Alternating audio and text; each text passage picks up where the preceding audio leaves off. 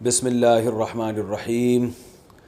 قربانی کے مسائل سے متعلق آج ارادہ ہوا کہ ان مسائل سے متعلق ایک کلپ ریکارڈ کروا دیا جائے اور لوگوں کو قربانی کے بیسک مسائل بتائے جائیں۔ لوگ بہت زیادہ جو سوالات پوچھتے ہیں تو اس پہ میں نے کچھ اشارے لکھ لیے اپنے سامنے تاکہ جو سوال بہت زیادہ پوچھے جاتے ہیں میں ان کے بارے میں ریکارڈ کروا دوں۔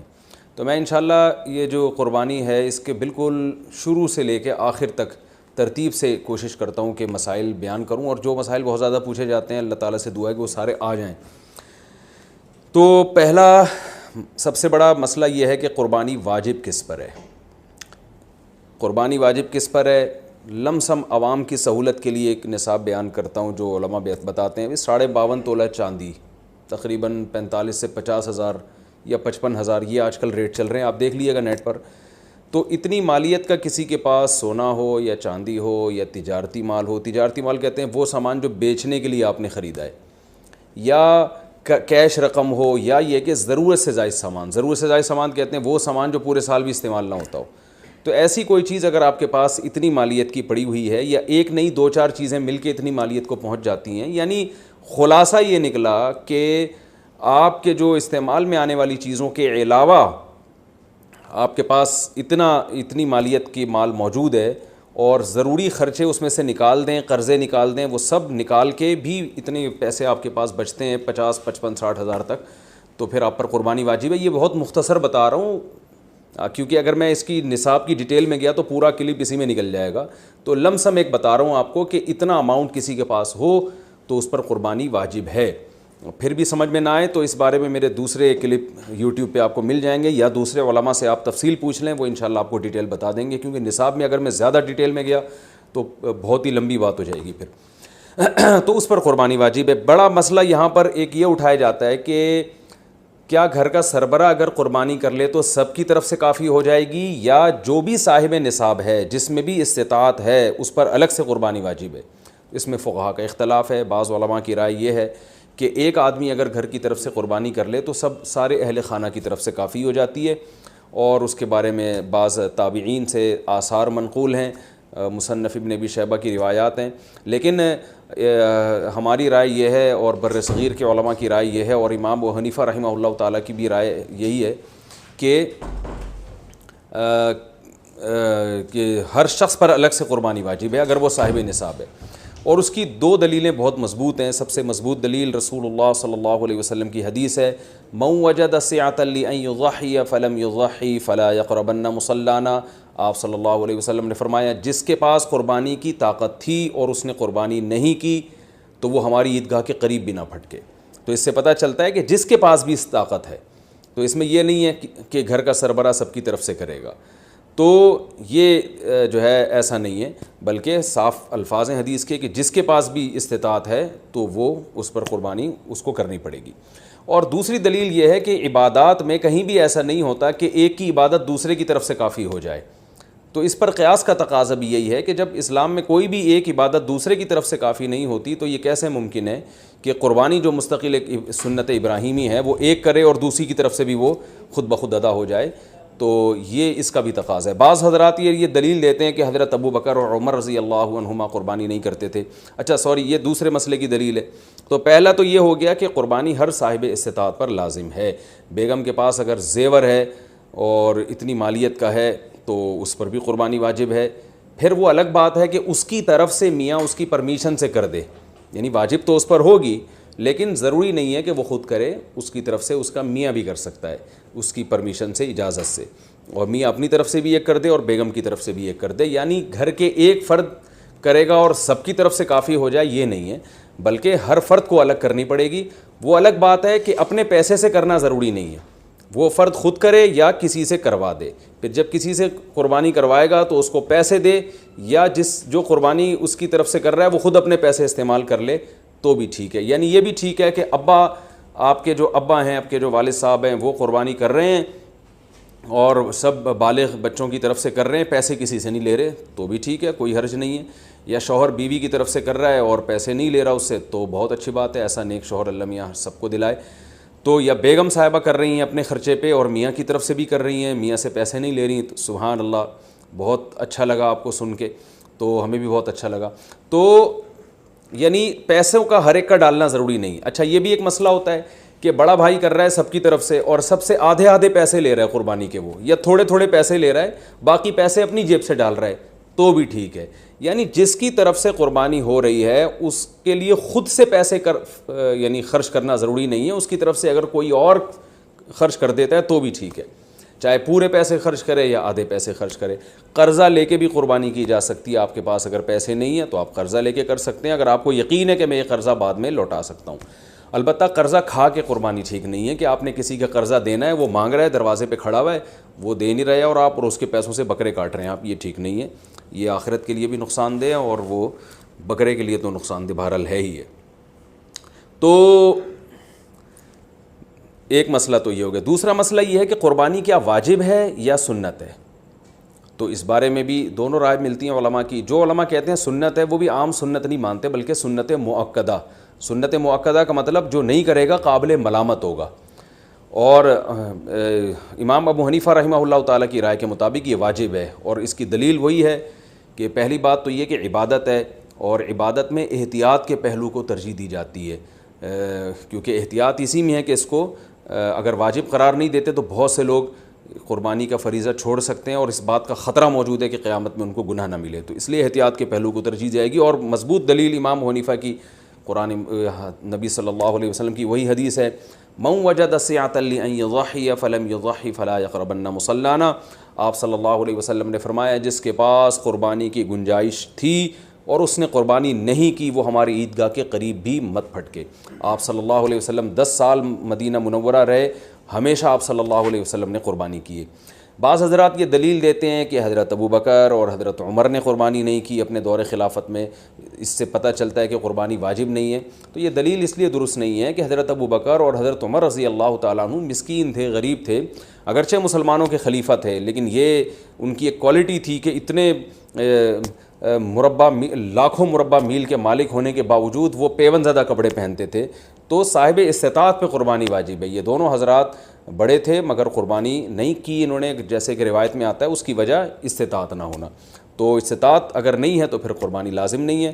بلکہ اگر آپ قرضہ لے کے قربانی کرو گے اور خطرہ ہے کہ میں قرضہ ادا نہیں کر سکتا تو پھر تو جائز ہی نہیں ہے آپ کے لیے, کیونکہ دوسروں کا حق دبا کے آپ کے لیے عبادت کی بجا آوری یہ ٹھیک نہیں ہے. اس کی فضیلت کیا ہے قربانی کی؟ رسول اللہ صلی اللہ علیہ وسلم نے ارشاد فرمایا بقرعید کے دنوں میں یا ایام نہر میں اللہ کو جانور کا خون بہانے سے زیادہ کوئی عمل محبوب نہیں ہے, اور ہر بال کے بدلے میں اللہ نیکی عطا فرماتے ہیں. یہ قربانی کی بہت بڑی فضیلت ہے, اور اس کی فضیلت آپ علماء سے بیانات میں سنتے ہیں. میں بھی چونکہ بہت مختصر جلدی بات کر رہا ہوں تاکہ میں پورے موضوع کو جلدی سے سمیٹ لوں. اب مسئلہ یہ آئے گا کہ جی قربانی, ایک بڑا اہم مسئلہ آج کل یہ چل رہا ہے. نبی صلی اللہ علیہ وسلم نے فرمایا کہ عید کی نماز کے بعد جس نے قربانی کی تو قربانی ہوگی, نماز سے پہلے کر لی تو آپ نے اس قربانی کو قبول نہیں کیا. تو اس سے صاف پتہ چلتا ہے کہ شہر میں جہاں عید کی نماز ہوتی ہے وہاں عید کی نماز سے پہلے قربانی نہیں ہوتی. اب چونکہ بہت ساری عید کی نمازیں ہو رہی ہیں تو علماء کہتے ہیں کہ جس شہر میں آپ رہتے ہیں پورے شہر میں کہیں بھی عید کی نماز ہو جائے گی تو آپ کے لیے قربانی کرنا جائز ہوگا. بہتر تو یہی ہے کہ آپ خود جب تک عید کی نماز نہ پڑھیں قربانی نہ کریں. لیکن اگر کسی نے قربانی کر لی خود نماز پڑھنے سے پہلے تو اگر پورے شہر میں کہیں عید کی نماز ہو چکی تھی تو آپ کی قربانی ہو گئی, عید کی نماز نہیں ہوئی تھی آپ کی قربانی وہ کالعدم ہے.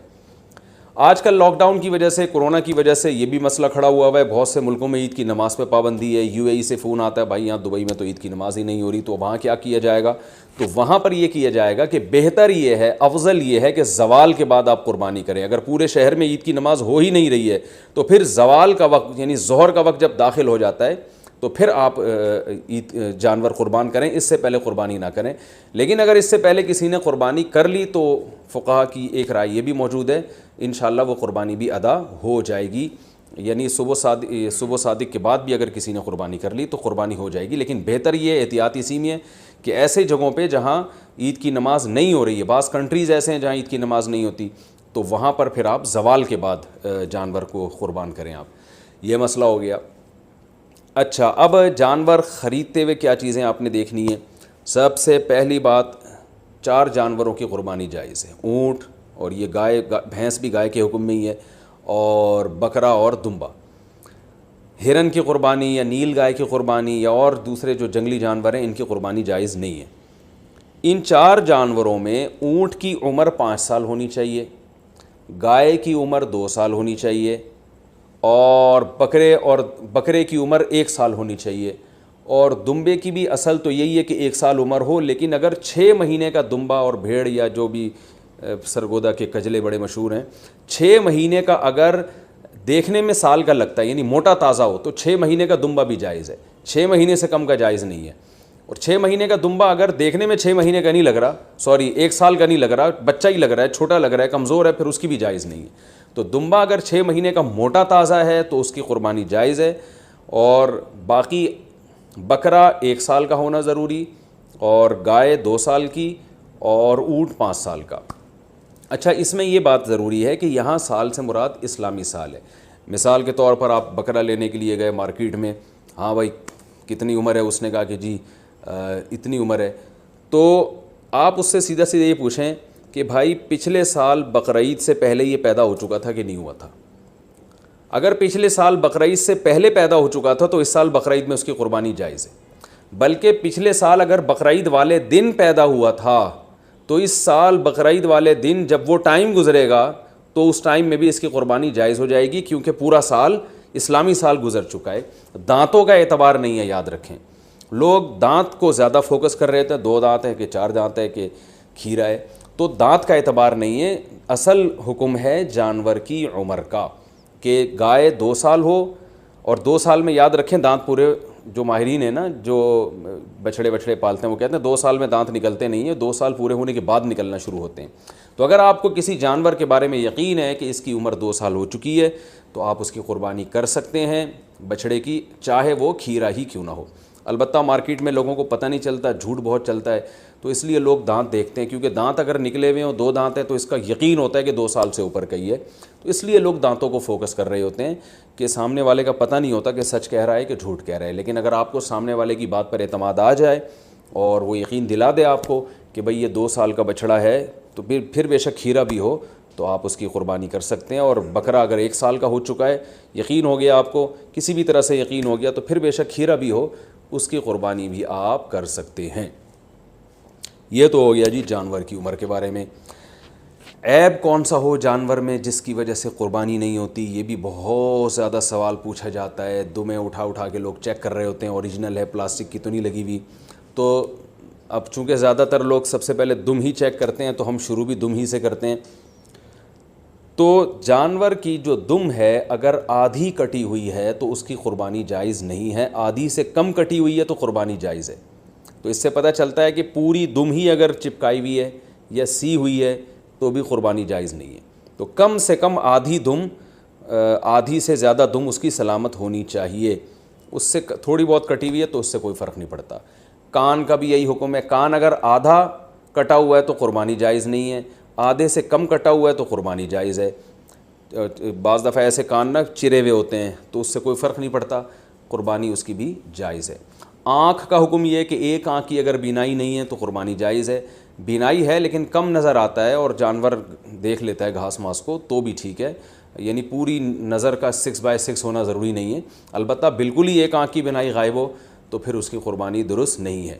لنگڑا پن اتنا ہو اگر جانور میں کہ وہ بیچارہ لنگڑے پن کی وجہ سے آپ اس کو ذبح کرنے جہاں لے جانا چاہتے ہیں نا وہاں تک بھی نہیں جا سکتا، پہیے لگا کے دھکا دینا پڑ رہا ہے آپ کو اس کو، تو پھر تو قربانی جائز نہیں ہے۔ تھوڑا بہت لنگڑاتا ہو لیکن چل لیتا ہو تو قربانی ایسے جانور کی جائز ہے۔ یہ ہو گیا جانور کے عیب کے بارے میں۔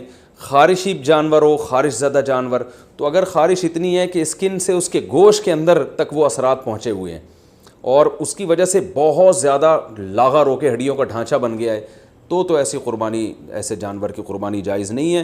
لیکن اگر ایسی خارش ہے اس جانور کو تو اس سے کوئی فرق نہیں پڑتا۔ آج کل انسانوں کو آپ کو پتہ ہے اتنی خارش ہے، تو جانوروں میں ہو گئی تو کیا مسئلہ ہو گیا اس سے۔ سینگ کے بارے میں بھی لوگ بہت سوال پوچھتے ہیں کہ جانور کا سینگ کٹا ہوا ٹوٹا ہوا تو قربانی جائز ہے یا نہیں؟ بالکل جائز ہے۔ آج کل تو جانور کے پیدائشی سینگ ہی گھس دیے جاتے ہیں تو وہ جائز ہے۔ البتہ جانور کا سینگ اگر ٹوٹ گیا چوٹ لگنے سے اور ایسا ٹوٹا کہ جڑ سے اکھڑ کے نا اس کے دماغ ہل جاتا ہے پھر، تو ایسے جانور کی قربانی پھر جائز نہیں ہے۔ لیکن اس طرح ہوتا نہیں ہے، کوئی حادثہ ہو جائے تو پھر تو ہوتا ہے جانور کے ساتھ، نارملی ایسا ہوتا نہیں ہے۔ تو اس لیے منڈی سے جب آپ جانور خریدا کریں تو سینگوں پہ زیادہ غور نہ کیا کریں، تمیز سے جانور لے لیا کریں آپ، ٹھیک ہے، اس میں زیادہ وہمی بننے کی ضرورت نہیں ہے۔ خصی جانور کی قربانی بھی جائز ہے، اور بعض لوگ اس کو صحیح نہیں سمجھتے، لیکن صحیح حدیث سے ثابت ہے، آپ صلی اللہ علیہ وسلم نے خصی جانور کی قربانی بھی کی ہے۔ اچھا، دودھ والے جانور کی قربانی بھی جائز ہے، لیکن اس کا دودھ پینا جائز نہیں ہے۔ ہاں، جب جانور ذبح ہو گیا تو پھر جانور کے ہر آپ جو ہے گوشت سے بھی فائدہ اٹھا سکتے ہیں، دودھ سے بھی فائدہ اٹھا سکتے ہیں۔ تو اگر آپ نے جانور قربانی والے جانور جو ابھی ذبح نہیں ہوا اس کا دودھ آپ نے پیا تو دودھ نکالا تو صدقہ کرنا پڑے گا اس کو۔ اچھا، دوسری بات، حاملہ جانور کی قربانی، یعنی وہ گائے جس کے پیٹ میں بچہ ہو۔ یہ سوال بہت زیادہ پوچھا جاتا ہے۔ تو دیکھیں، اگر وہ گائے جس کے بالکل بچہ ہونے والا ہے، یعنی پورا بچہ بن چکا ہے، بچے کی ولادت کا وقت قریب ہے، تو بہتر یہ ہے کہ ایسے جانور کی قربانی نہ کی جائے، ناپسندیدہ ہے، لیکن جائز ہے، قربانی ادا ہو جائے گی، بہتر یہ ہے کہ نہ کی جائے۔ اور اگر گائے گابھن ہے اور وہ ابتدائی مرحلے میں وہ حمل ہے اس کے، تو پھر اس میں کوئی یعنی پھر بہتر بھی یہی، پھر اس میں کوئی حرج نہیں ہے، اس کی قربانی آپ کر سکتے ہیں۔ تو اگر آپ جانور لے کر آ گئے، بعد میں پتہ چلا کہ اس گائے کے پیٹ میں تو بچہ ہے، تو اب چونکہ لا چکے ہیں، واپس تو کرنا آپ کے لیے بہت مشکل ہے، منڈی میں کون لے کے جائے گا اس کو؟ کراچی کی منڈی کو دیکھ کے ہم تو مسائل بتاتے ہیں بھائی، یہاں تو کیچڑ اب بارش میں ماشاءاللہ اتنا ہو گیا ہے کہ لوگ کیچڑ میں تیرتے ہوئے جا رہے ہیں منڈی میں، تو اب وہ اس گابن گائے کو آپ لے کے کیسے جائیں گے؟ تو پھر کوئی حرج نہیں ہے، آپ اس گابن گائے کو بھی ذبح کر سکتے ہیں، کوئی حرج نہیں ہے اس میں۔ ہاں، اس میں سے بچہ جب نکلے تو وہ بچہ اگر زندہ ہو تو فوراً اس کو بھی ذبح کر دیں آپ، تو اس کا گوشت بھی حلال ہو جائے گا۔ اچھا، لوگ یہاں ایک سوال پوچھتے ہیں، اس معصوم بچے کا کیا قصور ہے؟ تو میں ان کو جواب دیتا ہوں کہ اس کی ماں کا بیچاری نے کون سے کبیرہ گناہ کیے ہیں جن کو آپ کاٹ رہے ہیں؟ تو جیسے بچہ معصوم ہے تو اس کی اماں بھی تو بیچاری معصوم ہے، تو اللہ نے ہمارے لیے ان جانوروں کو حلال کیا، ہم ان کا گوشت کھا سکتے ہیں، تو اس لیے ہم ذبح کر سکتے ہیں، وہ بچہ اس کے پیٹ میں ہو تو بھی کر سکتے ہیں۔ میں نے بتایا کہ بہتر نہیں ہے، لیکن بہرحال قربانی ادا ہو جائے گی اور گوشت بھی اس کا بالکل حلال ہوگا، اس میں ٹینشن لینے کی ضرورت نہیں ہے۔ تو یہ تو ہو گیا جی حاملہ جانور کے بارے میں۔ اچھا، جانور آپ منڈی سے لے کے آپ نے خریدا، بالکل سب سیٹ ماشاءاللہ فٹ فاٹ جانور تھا، آپ نے اس کو گاڑی میں چڑھایا، چڑھانے کے دوران اس کی ٹانگ وانگ ٹوٹ گئی اور وہ بیچارہ لنگڑا لولا ہو گیا، تو اس کو ذبح کر کے کھا لیں، وہ قربانی کے لائق اب نہیں رہا ہے، اس کی قربانی جائز نہیں ہوگی۔ یا اسی طرح گاڑی سے اتارتے ہوئے یا گھر میں جو ہے نا کھمبے سے باندھا آپ نے اور جانور نے کوئی شرارت کی یا کچھ مسئلہ ہو گیا جس کی وجہ سے آنکھ چلی گئی اس کی، یا کوئی ایسا عیب پیدا ہو گیا جس کی وجہ سے قربانی جائز نہیں ہوتی، تو اب اس کی قربانی ہو نہیں سکتی، وہ آپ پھر قصائی کو بھی بیچ سکتے ہیں اور خود بھی گوشت کھا سکتے ہیں۔ البتہ جانور کو جب ذبح کرنے کے لیے گرایا جاتا ہے، اس دوران اگر جانور کے کوئی ہاتھ پاؤں ٹوٹ گئے یا کوئی اندھا ہو گیا بیچارہ یا کچھ مسئلہ ہو گیا تو بے فکر رہیں، پھر کوئی حرج نہیں ہے، کیونکہ گراتے یہ تو اللہ کا حکم ہے جانور کو گرا کے ذبح کرو، تو گرانے میں بعض دفعہ ایسا مسئلہ ہو جاتا ہے جس کی وجہ سے جانور میں کوئی عیب پیدا ہو جاتا ہے، تو ذبح کے دوران اگر کوئی عیب پیدا ہو گیا ہے تو بے فکر رہیں، اس سے کوئی فرق نہیں پڑتا، قربانی اس جانور کی حلال ہوگی۔ یہ تھا جانور کو گاڑی میں چڑھانا اور اتارنے سے متعلق۔ اچھا، ایک اہم مسئلہ یہ ہے، اب ہم آتے ہیں، میرا خیال ہے عیب والے مسائل تو کافی حد تک حل ہو چکے ہیں، اب ہم آتے ہیں جانور کو لٹانے، بلکہ اس سے پہلے کہ آپ جب جانور لے کر آئے تو بہت سے لوگوں کی نیت بدل جاتی ہے۔ آپ جانور لے کر آئے، بچھڑا، جب محلے والوں نے آ کے دیکھا تو کسی نے کوئی تعریف کرتا ہے، کوئی کہتا ہے یار یہ کیا اٹھا کے لے آئے آپ، ٹھیک ہے نا، تو اب آپ کا دل بدل گیا کہ یار پڑوسیوں کے یہاں تو بچھڑا ہے وہ تو بڑا ٹائٹ ہے، اب آپ کا دل چاہ رہا ہے کہ میں اس جانور کو چینج کروں۔ تو دیکھیں، اگر آپ نے جانور خریدتے ہوئے قربانی کی نیت سے نہیں خریدا، ویسے ہی خریدا تھا، بعد میں سوچا تھا کہ میں دیکھوں گا قربانی کرنی ہے کہ نہیں کرنی، تو آپ اس کو بیچ دیں، کچھ بھی کریں، کوئی حرج نہیں ہے۔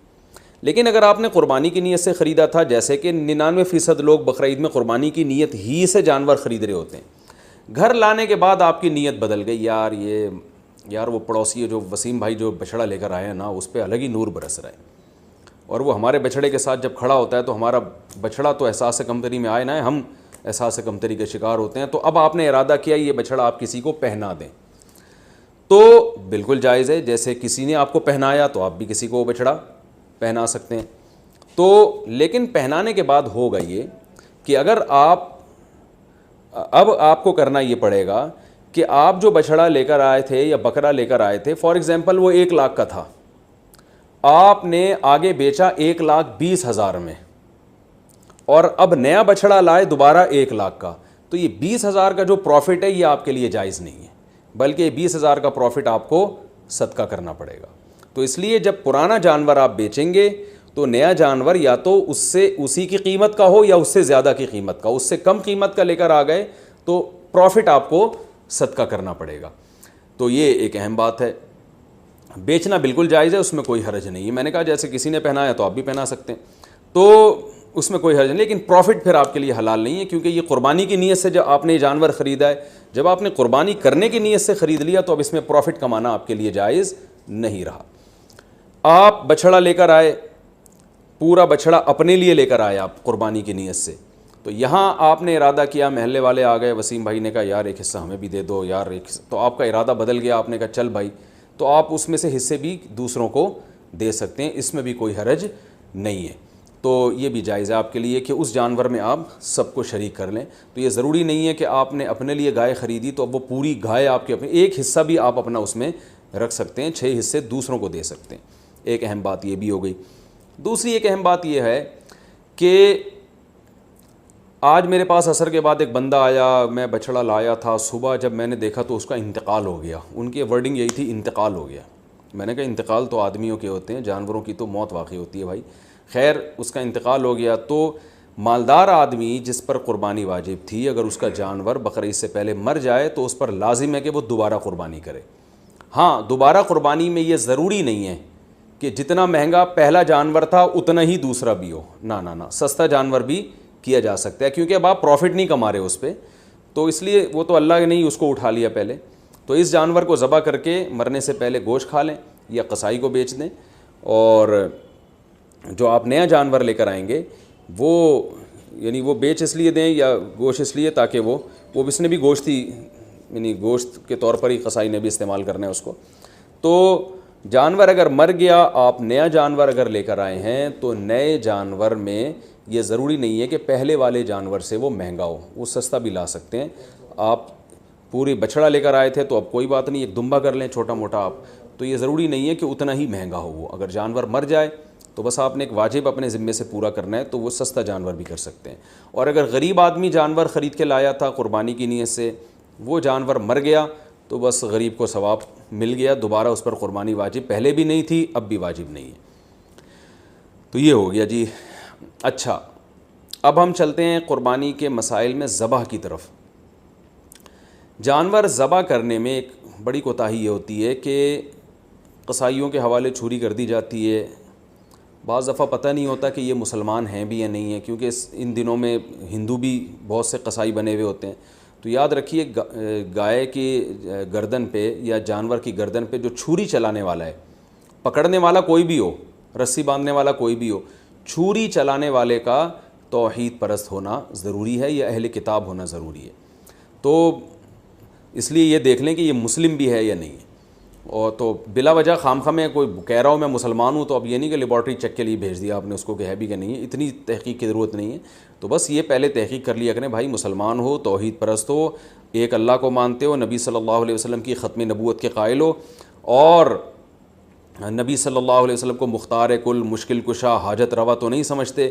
تو جو توحید کا عقیدہ ہے نا وہ بہرحال پہلے ضروری ہے، جو بیسک اسلام کے عقائد ہیں وہ اس کو پتہ ہونے چاہیے. تو اس کے بغیر جانور کا ذبیحہ جو ہے اگر آپ کو پتہ چل گیا کہ یہ مشرک ہے تو پھر اس کا ذبیحہ حلال نہیں ہے. ایک بات. دوسری بات، قصائیوں میں یہ کوتاہی ہوتی ہے کہ قصائی جو ہے وہ منہ میں گٹکے ہوتے ہیں، پان ہوتے ہیں. میں نے خود دیکھا ہے کہ وہ تکبیر نہیں پڑھ رہے ہوتے ذبح کرتے ہوئے، سب نہیں کرتے، یعنی بعض لوگ ایسا کرتے ہیں. تو اگر جان بوجھ کر کسی نے تکبیر چھوڑ دی ہے تو بھی جانور مردار ہو جائے گا.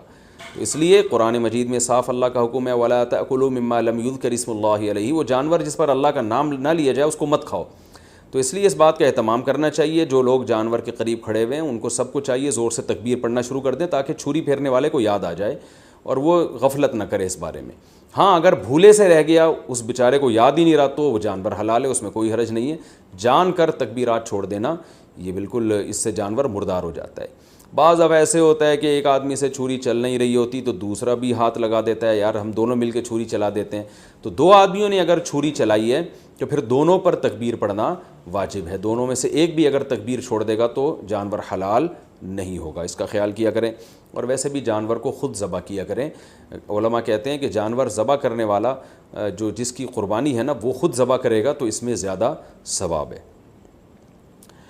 ایک کوتاہی جو بہت عرصے سے میں بتاتا چلا آ رہا ہوں, قصائی جانور ذبح کرنے کے بعد 4 رگیں کٹنے کے بعد حرام مغز میں چاقو مارتے ہیں. یہ بالکل غلط ہے. صرف 4 رگیں کاٹ کے جانور کو چھوڑ دینا ہے تاکہ بلیڈنگ زیادہ ہو, اس کا خون نکل جائے باڈی سے. قصائیوں کے پاس ٹائم کم ہوتا ہے, وہ جلد بازی میں ہوتے ہیں, لہذا وہ کہتے ہیں کون اتنی دیر جانور کے ٹھنڈا ہونے کا انتظار کرے. بالکل ایسے ہی جیسے خواتین کو جب ڈیلیوری ہوتی ہے نا, بچہ پیدا ہوتا ہے, تو بعض گائنی کی ڈاکٹر کہتی ہیں کون اتنی دیر انتظار کرے گا, لاؤ چاپڑ چاقو کینچی لاؤ, پیٹ چاک کرو اور آپریشن کر کے بچہ باہر نکالو, ہم نے دوسرا کیس بھی نمٹانا ہے. تو ہر آدمی جلدی میں گھوڑے پہ بیٹھا ہوا ہے. تو قصائی تو آپ کو پتہ ہے اس وقت جیٹ طیاروں پہ بیٹھے ہوئے ہوتے ہیں بقرعید والے دن, تو ان کے پاس اتنا ٹائم نہیں ہوتا جانور کی 4 رگیں کاٹیں پھر چھوڑ دیں, بلیڈنگ ہوگی, خون نکلے گا. وہ کہتے ہیں یار بس جلدی سے نا اس کے حرام مغز میں چاقو مارتے ہیں گردن میں, اور جانور کو تکلیف بھی ہوتی ہے اس سے اور جلدی مردار ہو جاتا ہے. اس کا نقصان یہ ہوتا ہے کہ جتنی بلیڈنگ ہونی چاہیے, خون نکلنا چاہیے, نکلتا نہیں ہے. تو اس سے 3 نقصان. پہلا نقصان مکروہ عمل ہے, یہ شریعت میں یہ طریقہ ہمیں ذبح کرنے کا نہیں بتایا. دوسرا نقصان جو گوشت میں خون باقی رہ جاتا ہے, جو ذبح کرنے کا مقصد ہے وہ پورا حاصل نہیں ہوتا. تیسرا نقصان گوشت کی لذت بھی کم ہو جاتی ہے. اور چوتھا ایک اور نقصان, گوشت میں جو بیماریاں ہیں آپ کو پتہ ہے بلڈ کی وجہ سے ہوتی ہیں, کہ بلڈ اگر گوشت میں رہ جائے تو اس میں بیماریاں بھی رہ جاتی ہیں. اگر خون اچھی طرح نکل جائے تو گوشت بیماریوں سے بھی صاف ہو جاتا ہے. تو یہ 4 فائدے ہیں جن کی وجہ سے آپ قصائی کو مجبور کیا کریں کہ بھائی ذرا تھوڑی دیر جو ہے نا صبر کرو. اور اگر پھر بھی صبر نہیں کرتا تو جس کھونٹے سے آپ نے گائے کو باندھا تھا, جیسے ہی جانور ذبح ہو فوراً جو جتنے آدمی جانور پہ تھے وہ سارے جانور کو چھوڑ کے قصائی پہ آ جائیں اور اس کھونٹے سے اس کو باندھ دیں تاکہ جانور آرام سے خود سے ٹھنڈا ہو جائے. یہ بھی کرتے ہیں کہ جانور ٹھنڈا ہوا نہیں ہوتا کھال اتارنا شروع کر دیتے ہیں اس کی, تو یہ بھی غلط ہے. لیکن اگر ایسے جو وہ قصائی جو پکڑائی میں نہیں آ رہا, اگر آپ نے اس کو کھونٹوں سے باندھ دیا تو انشاءاللہ یہ تمام ٹینشنیں آپ کی حل ہو جائیں گی. قصائی حضرات ناراض ہوتے ہیں میری ان باتوں سے, بھائی میں آپ کے بارے میں بات ہی نہیں کر رہا, میں ان قصائیوں کے بارے میں بات کر رہا ہوں جو شرافت سے کنٹرول میں آ نہیں رہے. تو آپ تو ماشاءاللہ اچھے لوگ ہیں جو میرا بیان سن رہے ہیں, آپ تو جانور کی 4 رگیں کاٹیں گے, اس کے بعد آپ آرام سے بیٹھ جائیں گے یا دوسرے جانور کو گرانے کی فکر میں لگ جائیں گے, اور یہ جب اس کی بلیڈنگ ہو جائے گی اچھی طرح سے تو ٹھنڈا ہو جائے گا تو پھر آپ اس کا گوشت کاٹیں گے اور کھال اتاریں گے آپ اس کی.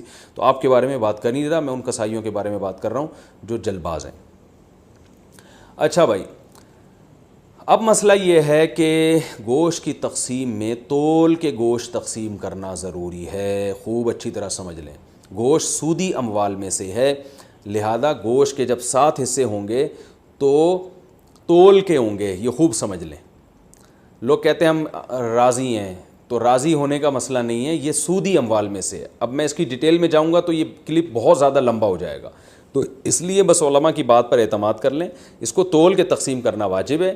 اگر تول کے تقسیم سے بچنا چاہیں تو 60 ڈھیریاں بنا کر 7 میں کلیجی ملا دیں, تو پھر تول کے تقسیم کرنا واجب نہیں رہے گا. اس کے دلائل کیا ہیں یہ کسی اور وقت انشاءاللہ بیان کروں گا.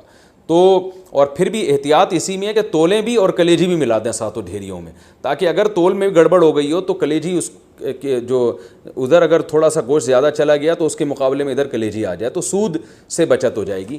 وہ لوگ کہتے ہیں پتہ نہیں کس قسم کی باتیں کر رہے ہیں, وہ انشاءاللہ بعد میں ڈیٹیل میں اس مسئلے کو سمجھا دوں گا, بلکہ پہلے سمجھا بھی چکا ہوں کئی دفعہ کہ سودی اموال میں عقل نہیں چلتی ہے. جب شریعت نے برابری کا حکم دیا تو بس برابری ہے. تو گوشت بھی سودی اموال میں سے ایک مال ہے. جیسے 10 روپے دے کے کوئی 11 روپے نہیں لے سکتا نا, تو اسی طرح گوشت میں بھی ایسا ہی ہے. تو یہ اس کا خیال کرنا چاہیے. اچھا, قربانی کے حصے داروں میں اگر کوئی شخص حرام آمدن والا شریک ہو گیا تو سب کی قربانی برباد ہو جائے گی, اس لیے اس کا بھی اہتمام کرنا چاہیے. اجتماعی قربانی میں اعلان لکھ کے لگانا چاہیے کہ بھائی حرام آمدن والے شرکت نہ کریں, یا پہلے سے سیٹ اپ بنانا چاہیے کہ ایک الگ سے ایسی گائے ہو جو صرف حرام آمدن والوں کا اس میں حصہ ہو, تاکہ اس میں قربانی ہو ہی نہیں, وہ گوشت ذبح کر کے ویسے ہی غریبوں میں بانٹ دیا جائے. بعض مدارس میں اس کا اہتمام کیا جاتا ہے کہ وہ پہلے سے جو ہے نا کچھ حصے ایسے انہوں نے رکھے ہوئے ہوتے ہیں. تو لیکن اگر آپ گھر کی گائے لائے ہیں یا ویسے کسی گائے میں حصہ لے رہے ہیں اور اس میں کوئی حرام آمدن والا آ گیا, لیکن اگر آپ کو پہلے سے پتہ نہیں ہے تو پھر شریعت نے ہمیں بلا وجہ کے تجسس کا حکم نہیں دیا. یہ ایک آدمی زبان سے کہہ رہا ہے میں حلال کماتا ہوں, بس اس کی زبان پر اعتماد کرنا ہمارے لیے کافی ہے. اب آپ نے کہیں اجتماعی قربانی میں حصہ لیا, اب یہ نہیں کہ آپ اپنی گائے کے بارے میں تحقیقات کرتے پھرنے اس میں حرام تو ہے کہ نہیں ہے.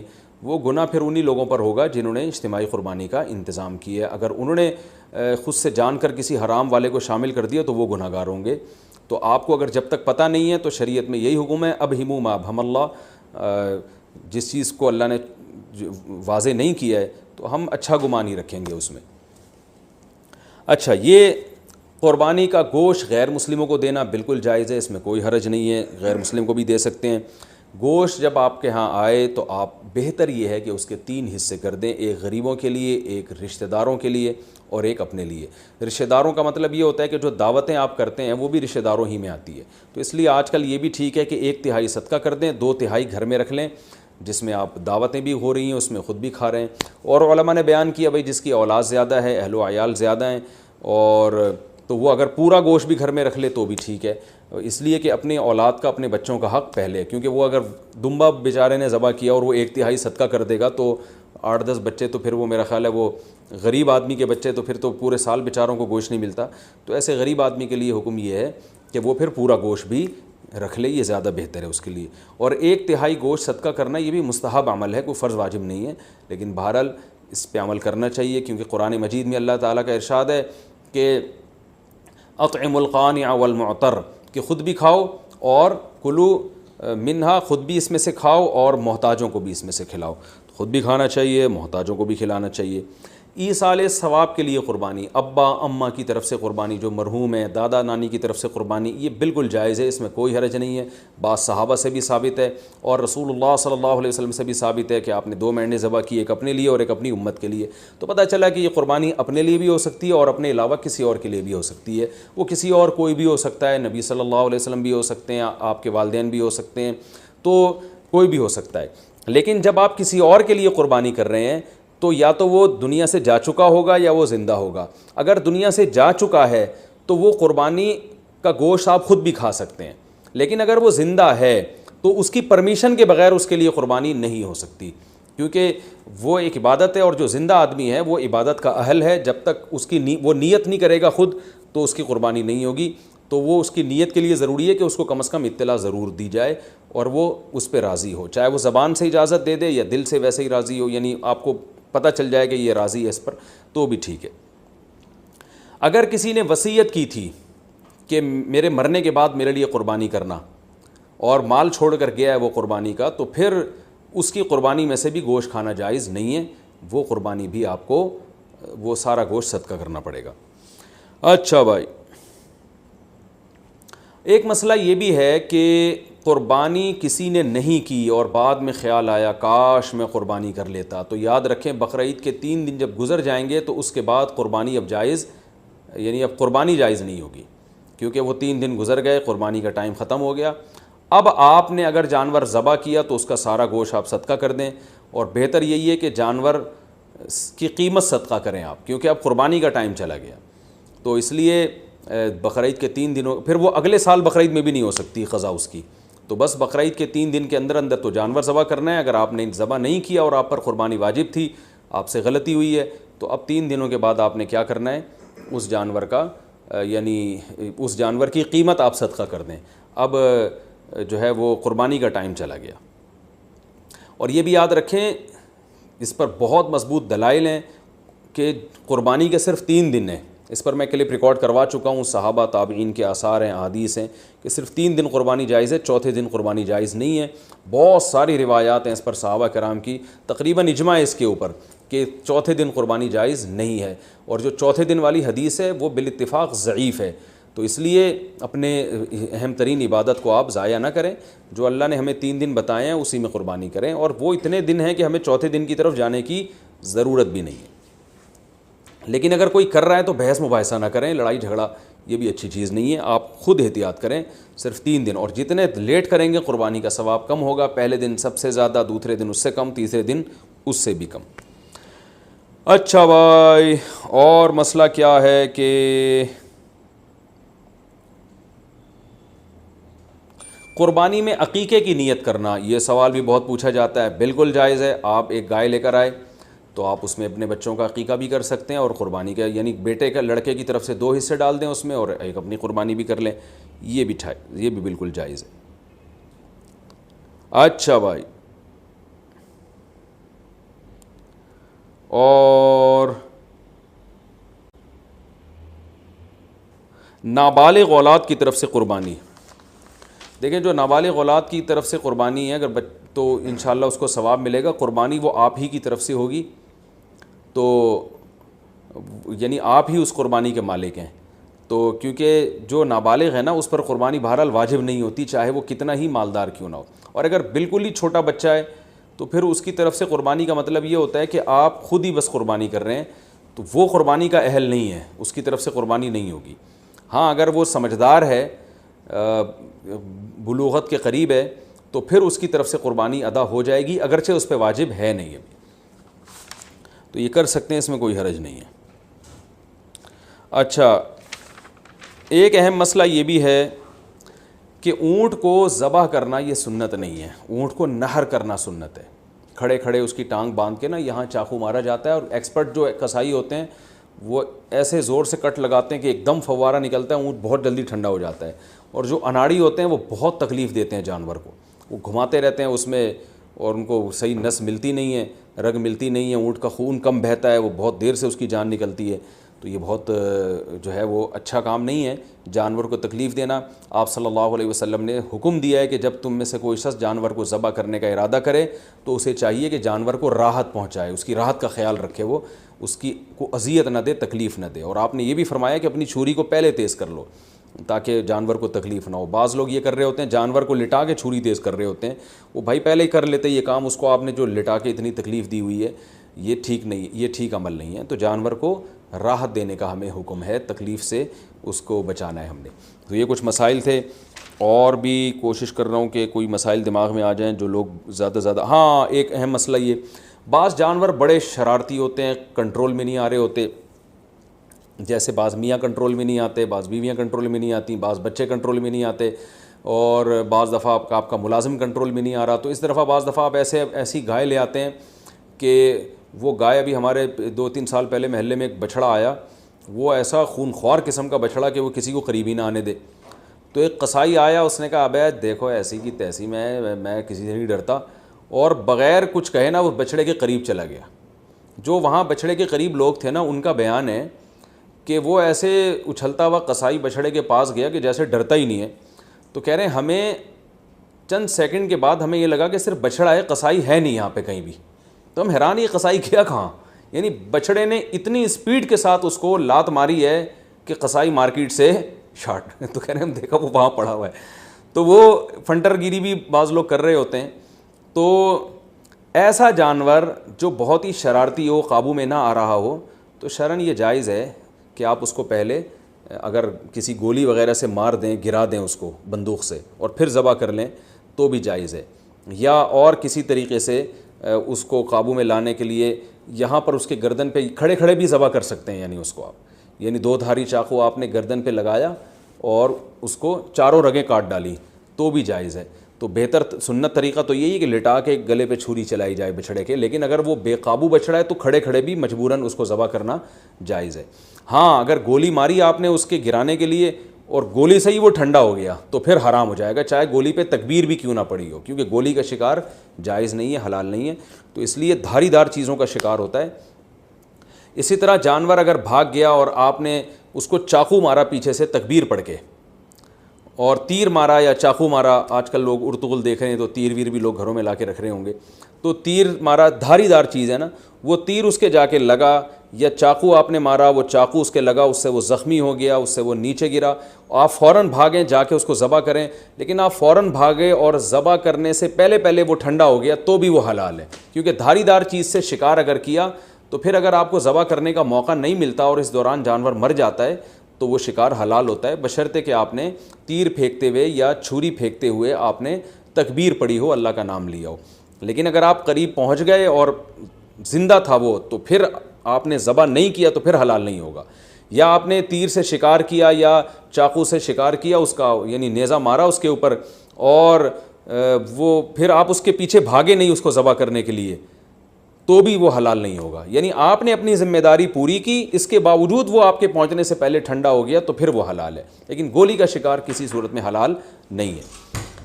بلا وجہ جانور کو گولی سے مار کے گرانا یا اسے بے ہوش کر کے ذبح کرنا، یہ بھی مکروہ ناپسندیدہ عمل ہے، اس لیے کہ جانور کو جب آپ بے ہوش کر دیتے ہیں تو پھر اس کو جب ذبح کرتے ہیں تو خون صحیح طرح سے اس کا نہیں نکلتا، جو ذبح کے مقاصد کے خلاف ہے، اور پھر یہ بھی خطرہ ہوتا ہے کہ جانور پہلے ہی نہ مر چکا ہو. تو یہ کچھ مسائل تھے قربانی کے. اللہ تعالیٰ ہم سب کی قربانیوں کو قبول فرمائے.